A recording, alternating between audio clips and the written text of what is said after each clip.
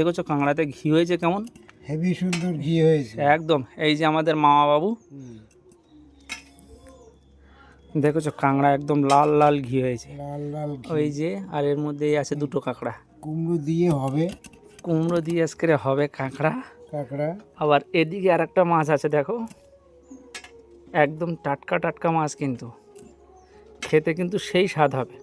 তো আজকে আমি চলে আসলাম আমাদের এই নৌকোয়, এই নৌকো নিয়ে কিন্তু মাছ ধরতে যাচ্ছি আমরা সবাই। তো কি মাছ ধরা যায় দেখা যাক, কি মাছ পড়ে আর কিভাবে মাছ ধরে, আর সেটা কিন্তু তোমাদের দেখানোর চেষ্টা করবো আজকে।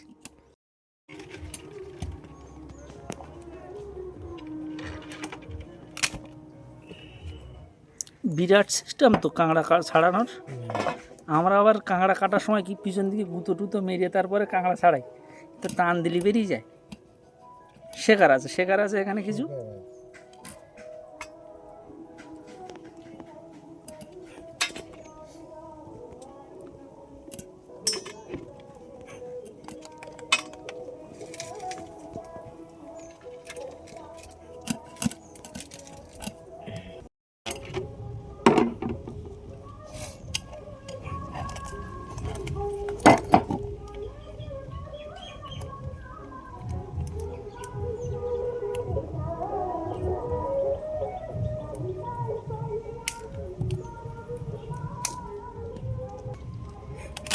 পয়সা কি আর অমনি দিয়ে এলো, ওইটাই।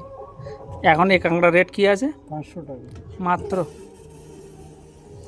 আর পাবলিক খাওয়ার জন্যও 500 টাকা? না, পাবলিক ক টাকা নেবে? 400, 300, 350। পাবলিকের উপর নির্ভর করে। পাবলিক দেখি শুনি।